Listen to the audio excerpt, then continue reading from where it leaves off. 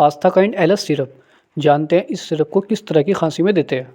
ये syrup Mankind company का होता है और 100 ml का ये होता है, जो कि आपको 93 रुपये में मिल जाता है। समय के अनुसार कीमत थोड़ी बढ़ जाती है। इसको जब लेते हैं, अगर किसी को सांस फूलने वाली खांसी होती है और किसी को खांसी के साथ साथ बलगम भी आता है, छाती में गड़गड़ाहट की आवाज़ भी आती है, छींकें आती है, नाक बहता है, आँखों से पानी आता है, तो इन सब प्रॉब्लम में इस सिरप को लेने पर बहुत फ़ायदा मिलता है। एक एडल्ट व्यक्ति के लिए 5-5 ml दिन में सुबह शाम ले सकते हैं।